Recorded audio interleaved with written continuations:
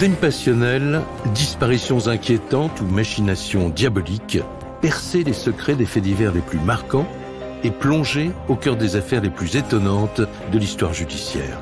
La découverte de la vérité ne tient parfois qu'à un fil. Bienvenue dans Chroniques criminelles. Dans cet épisode, l'affaire Turpin. Direction les États-Unis pour une affaire criminelle hors norme. Le 14 janvier 2018, une adolescente effrayée appelle le 911. Jordan Turpin explique qu'elle s'est enfuie de chez elle alors qu'elle était séquestrée avec ses 12 frères et sœurs par ses propres parents. L'Amérique tout entière est sous le choc. La presse révèle que ces enfants âgés de 2 à 29 ans ne sont jamais sortis de chez eux seuls, qu'ils sont attachés par des chaînes à leur lit et qu'ils vivent au milieu d'excréments et de détritus. Pourquoi personne n'a-t-il rien vu et comment ces parents modèles ont-ils pu tromper leurs voisins et leurs familles pendant de si longues années? La réponse dans ce nouveau podcast de Chroniques criminelles.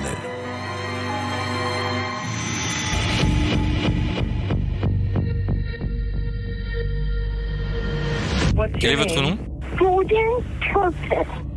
Dimanche 14 janvier 2018, à Perris, en Californie. Une jeune fille paniquée est immobile au milieu d'un carrefour. Elle est au téléphone avec le service d'urgence américain, le 911. Elle s'appelle Jordan Turpin. Je vis dans une famille de 15 personnes et mes parents nous maltraitent. Ils nous maltraitent et 2 de mes petites sœurs sont enchaînées. Au bout du fil, c'est une jeune fille de 17 ans. Stéphane Minka, journaliste spécialiste des faits divers. Qui dit « Je viens de m'enfuir de chez mes parents. C'est absolument l'horreur. Venez nous délivrer. » Au secours, mes 12 frères et sœurs sont retenus prisonniers chez moi. Stéphane Boucher, journaliste spécialiste des faits divers. Dont 2 qui seraient retenus, attachés par des cadenas et des chaînes dans sa propre maison familiale.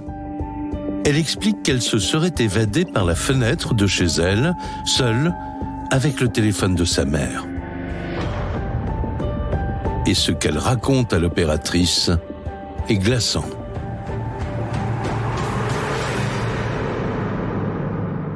Ça sent les excréments, on ne nous lave plus, on va mourir, mais quasiment on va mourir d'étouffement. C'est ce qu'elle dit. Il faut déjà imaginer, simplement en termes d'odeur olfactive, ce que ça doit être, ce que cette fille subit.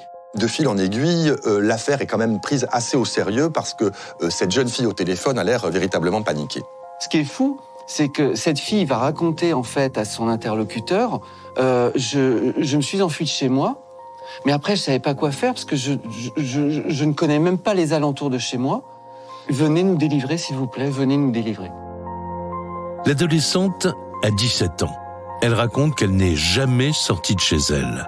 Il lui est donc impossible de leur indiquer une adresse. Les policiers vont devoir la localiser grâce à son téléphone portable. Elle se trouve à Perris, à 100 km au sud de Los Angeles. Une patrouille est aussitôt envoyée sur place. Lorsque la police intervient, François Durper, historien, spécialiste des États-Unis.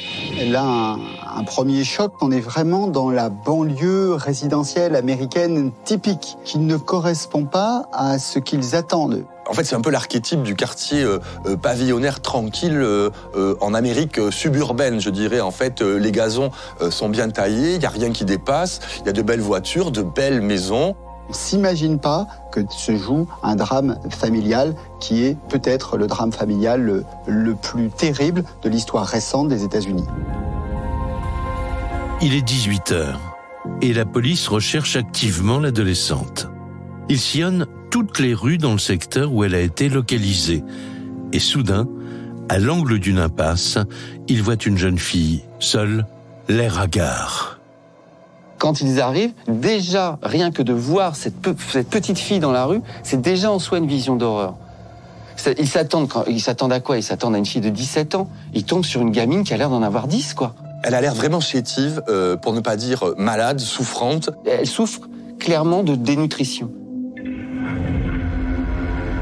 L'adolescente confirme. C'est bien elle qui a passé l'appel. Elle leur indique qu'elle vit à 2 pâtés de maison d'ici, dans une villa cossue, chez Louise et David Turpin, ses parents. La police s'y rend aussitôt. Lorsque les policiers arrivent... Stéphane Bourgoin, écrivain, spécialiste en criminologie. Ils s'adressent aux parents. Les parents sont totalement stupéfaits parce que pour eux, la situation est tout à fait normale. Donc la première réaction des policiers, c'est de se dire qu'est-ce que l'on fait là? Il y a vraiment quelque chose qui ne tourne pas. Et puis très rapidement, ils vont s'apercevoir d'un deuxième choc. L'extérieur, c'est la maison américaine, la villa américaine parfaite, mais l'intérieur est jonché d'immondices. Se dégage de l'entrée déjà une odeur pestilentielle et on comprend assez vite, enfin en tout cas les policiers, qu'il se passe visiblement des choses assez terribles à l'intérieur. Les enquêteurs n'ont plus de doute. Ce qu'ils aperçoivent derrière la porte confirme le signalement de l'adolescente. C'est un capharnaüm et l'air est irrespirable. Ils veulent en avoir le cœur net. Que cachent les parents Turpin à l'intérieur de la maison familiale? Ce qu'ils vont découvrir est totalement inédit. Ces policiers n'en reviennent pas. Ce sont tout simplement des enfants qui sont enchaînés à des lits, qui sont prisonniers de leurs propres parents. En fait, c'est quasiment un univers concentrationnaire que découvrent les policiers. Ces enfants cadenassés, enchaînés, mal nourris. On n'a pas l'impression d'être au XXIe siècle. Un autre enfant est enfermé dans un placard, les mains attachées, dans l'obscurité totale. La vie de tous ces enfants était forcément dans un état de danger extrême. Au total, ils sont 10 filles et 3 garçons, âgés de 2 à 29 ans, cloîtrés dans leur chambre et prisonniers de leurs parents. Certains sont ligotés à leur lit. Tous vivent dans le noir, dans leurs excréments. Pour les policiers, pas de doute, ils souffrent de malnutrition sévère. Louise et David Turpin sont arrêtés sur le champ. Les enfants sont transférés à l'hôpital. Mais comment ces parents ont-ils pu mettre en danger la vie de leurs 13 enfants sans éveiller le moindre soupçon? Le lendemain, c'est l'Amérique tout entière qui se réveille en découvrant avec stupeur ce drame familial. This is a CBS 4 News update. 13 enfants retrouvés dans une maison, dont certains enchaînés à leur lit. Le procureur déclare que c'est le pire cas d'enfants maltraités qu'il n'a jamais vu. Le courage de Jordan a permis de dévoiler toute l'horreur à l'intérieur de cette maison. Les enfants étaient mal nourris. Ils étaient très sales. L'une des victimes de 29 ans ne pèse que 37 kilos. L'onde de choc aux États-Unis est très importante pour une raison simple. C'est un crime qui est perpétré par une famille, par un couple, dans ce pays de l'enfant roi, dans ce pays où la famille, peut-être que la valeur américaine, c'est d'abord la valeur familiale. Très vite, l'affaire dépasse le continent américain.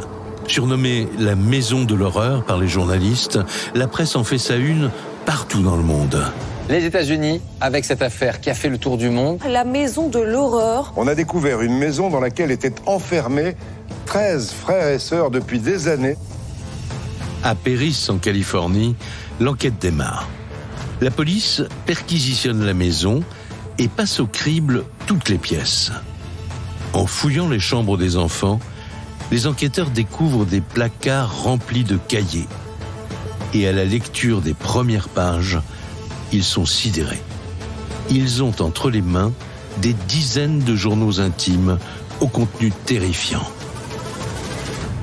Ça va constituer la preuve indubitable de ce qui s'est passé, non pas seulement pendant quelques mois, mais pendant de nombreuses années. François Durper, historien, spécialiste des États-Unis.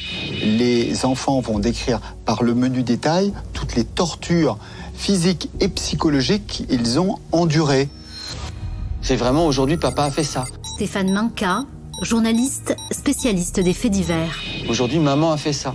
Et ce qui est terrible, c'est quand on lit des phrases du type « Aujourd'hui, papa a encore étranglé tel frère » ou pour une ânerie en plus. Il va les plonger la tête dans l'eau froide de la baignoire jusqu'à quasiment les noyer. Il peut s'emporter jusqu'à être à limite de les tuer.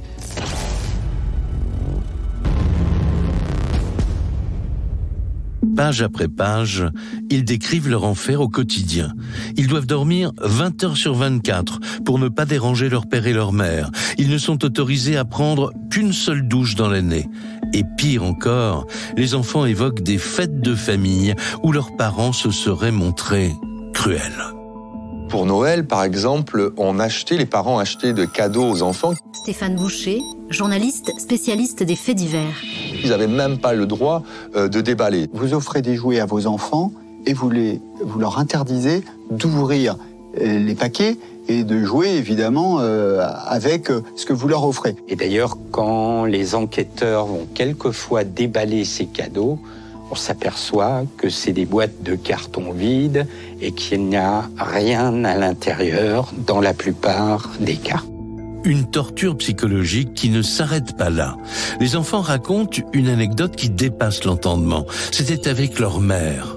Encore une fois, elle a un tel vice qu'elle est capable de faire des gâteaux, elle cuisine des gâteaux, mais vraiment à l'américaine, ces fameuses pailles qu'on met au bord de la fenêtre, etc. Parce que personne ne se doute qu'à l'intérieur, en fait, il y a 13 gamins qui sont affamés et ils n'en mangeront rien. Et même, elle leur dit, vous voyez ces tartes, vous ne les mangerez pas, vous ne les approcherez pas. Donc il y a une sorte de perversité de la torture.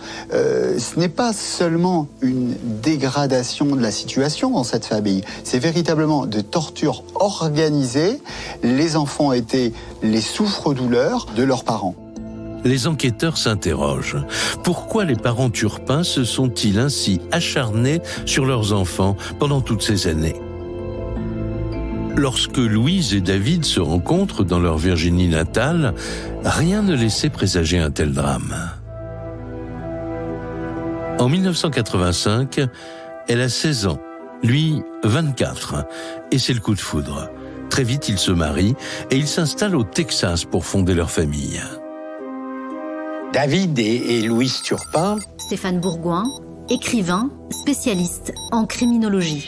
Pour au moins leur reconnaître le fait qu'ils semblent un couple tout à fait uni et très amoureux l'un de l'autre. Il y a quelque chose qui les réunit, c'est un peu ce goût pour la religion. Ils sont tous les deux issus de la mouvance pentecôtiste. Ils disent qu'ils ont reçu un moment comme une révélation divine leur demandant de faire une famille nombreuse. On dit famille nombreuse, famille heureuse. C'est en tout cas l'image que renvoie cette famille au départ de l'histoire. David Turpin est ingénieur en aéronautique. Il a des revenus confortables, 115 000 $ par an, de quoi permettre à Louise de rester mère au foyer. Et la famille s'agrandit, 13 enfants au total. Mais en 2010, un événement vient bouleverser leur vie. Ce qui va faire la bascule finalement, c'est quand David va perdre son travail. Alors non seulement il perd plus de 100 000 € de revenus par an, parce qu'il gagnait très bien sa vie, mais surtout, le couple se retrouve dans l'impossibilité de rembourser leurs dettes. Et finalement, ensuite, c'est un naufrage. Les époux Turpin vont se déclarer en faillite personnelle plusieurs fois, 240 000 $ de faillite. Ils se sentent acculés. Ce qui va les plonger d'autant plus dans ce monde et cet univers d'abus sur les enfants et de maltraitance. Pour moi, ça ressemble presque à un phénomène de vengeance sur ses propres enfants. On a échoué en tant que parents dans notre vie professionnelle, mais c'est pas sa propre faute, c'est la faute des autres, toujours. Et là, les souffre-douleurs, c'est les enfants. Conséquence, le couple multiplie les sévices sur les enfants. Fin 2010, ruinés, ils quittent le Texas et ils emménagent à Perris, là où la police les arrêtera 8 ans plus tard. C'est ici, en Californie, que la famille chavire complètement. En interrogeant Elisabeth Flores, la sœur de Louise, la police découvre que le couple a tourné le dos à la religion pour des pratiques beaucoup plus inquiétantes. En fait, dans cette famille, on est passé quasiment de la bigoterie au satanisme, à la sorcellerie, parce que le père et aussi la mère, assez rapidement, sont passés de propos religieux assez classiques à quelque chose d'absolument irrationnel, de presque paranormal. L'intérêt chez les Turpin pour les sciences occultes vient essentiellement de Louise. C'est elle qui est passionnée par la démonologie. Elle est presque sur le point de devenir sataniste.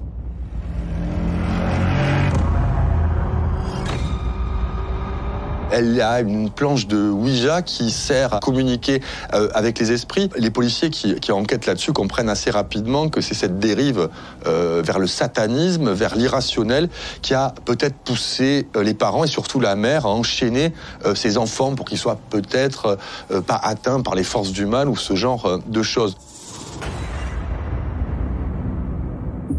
Pour les enquêteurs, ces pratiques n'excusent en rien la violence, mais elles sont la preuve que le couple est à la dérive. Pendant cette période, ils s'adonnent à de nouvelles expériences, loin du puritanisme de leur début. Ils vont aller jusqu'à pratiquer l'échangisme. En tout cas, c'est ce que Louise raconte à sa sœur dans un appel. Sa sœur est extrêmement surprise. Louise aurait raconté que parfois ça lui arrivait d'aller draguer des hommes dans les bars et de les ramener à l'hôtel avec son mari et de coucher avec eux devant son mari. Cette famille qui à l'origine est puritaine, eh bien va totalement sombrer et dévier dans quelque chose de complètement différent au fur et à mesure des années. Le couple se montre de plus en plus violent envers les enfants. Mais comment ces parents tortionnaires ont-ils pu agir sans être repérés ?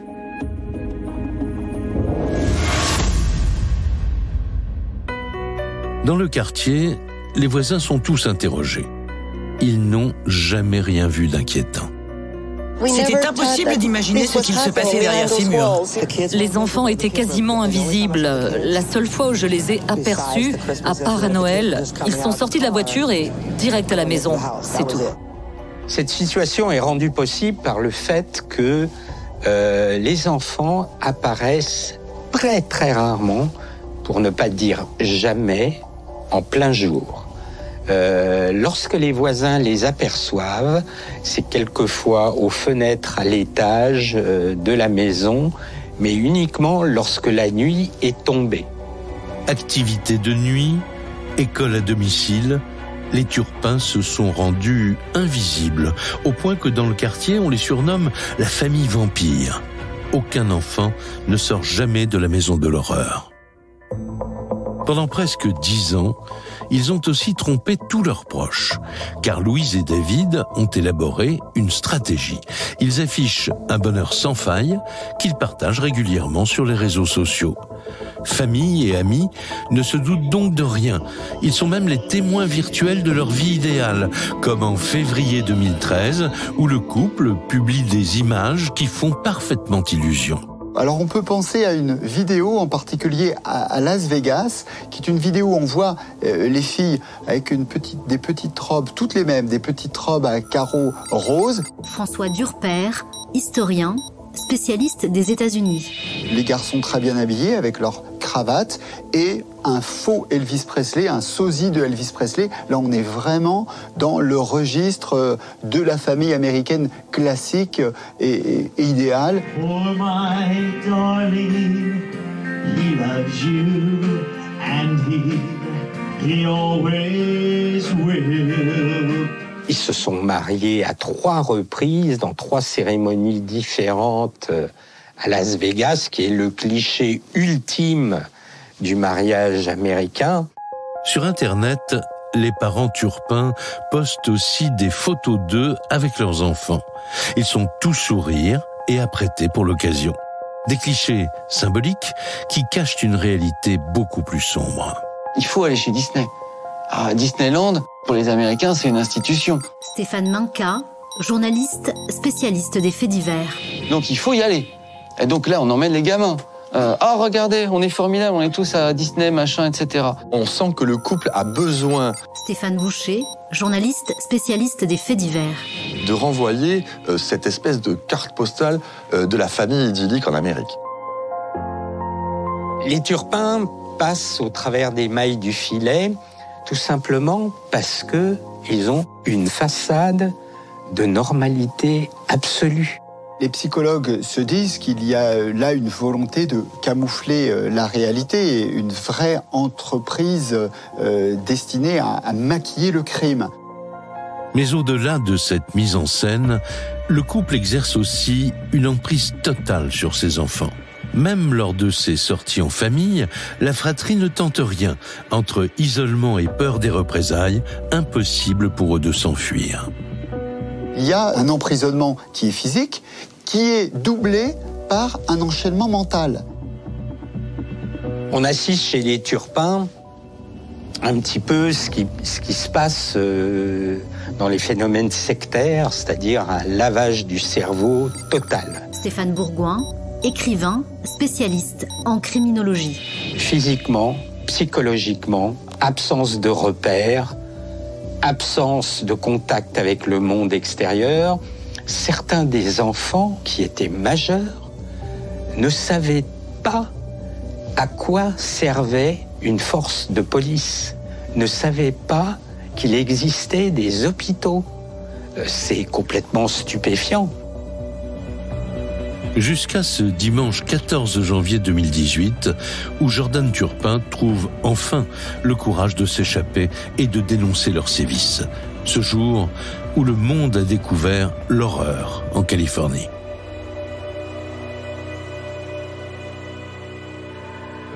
Le 22 février 2019, un an après leur arrestation, le procès de Louise et David Turpin s'ouvre au tribunal du comté de Riverside.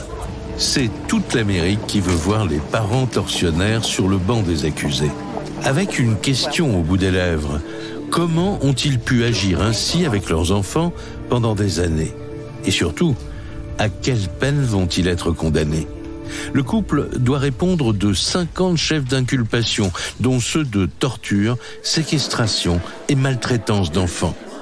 Au premier jour des débats, seuls les deux aînés ont trouvé la force de venir parler à la barre.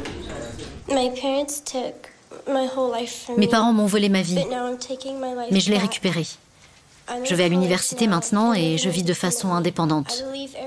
Je crois que tout arrive pour une raison. La vie a été dure, mais elle m'a rendue plus forte. Et je me suis battue pour être la personne que je suis. Parfois, j'ai encore des cauchemars de toutes ces choses qui nous sont arrivées. Comme ces chaînes qui nous ont retenus et les fois où on était battus. Mais ça, c'est le passé, et je dois vivre le présent. J'aime mes parents et je dois leur pardonner pour tout ce qu'ils nous ont fait. En entendant la souffrance de leurs enfants, mais aussi leur clémence, Louise et David Turpin s'effondrent. Ils semblent avoir réalisé la gravité de leur crime. Mais comment vont-ils pouvoir se justifier? C'est au dernier jour d'audience qu'ils prennent enfin la parole. Je suis désolée pour toutes les choses que j'ai pu faire à mes enfants. J'aime mes enfants si fort. Je suis bénie d'être leur mère à chacun d'entre eux. Je veux uniquement le meilleur pour eux. Leur bonheur est très important pour moi. J'ai hâte d'être au jour où je pourrai les serrer dans mes bras et leur dire que je suis désolée. Je suis désolé, je peux pas. Elle va le lire pour moi.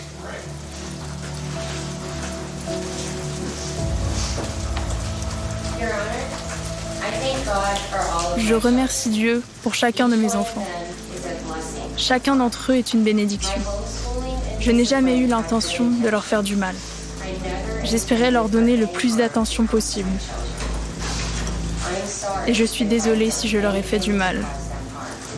Louise et David Turpin, en sanglots, demandent pardon. Mais ils n'expliquent toujours pas leurs gestes. Alors auront-ils réussi à convaincre la salle d'audience de leur sincérité? Moi, ces larmes, ils les versent pour eux-mêmes. ce sont des larmes de crocodile. David, entre autres, a la personnalité d'un psychopathe qui n'a pas d'affect, pas d'empathie. Donc à partir de là, ils pleurent sur leur propre sort et pas du tout sur le sort qu'ils ont fait subir à leurs enfants. Les larmes n'auront pas suffi. Le 19 avril 2019, après 4 mois de débat, le verdict tombe. Ils sont condamnés à la réclusion criminelle à perpétuité, assortie d'une période de sûreté de 25 ans. Aujourd'hui, les 13 enfants turpins tentent de se reconstruire, mais ils restent traumatisés, avec pour certains d'entre eux des séquelles irréversibles.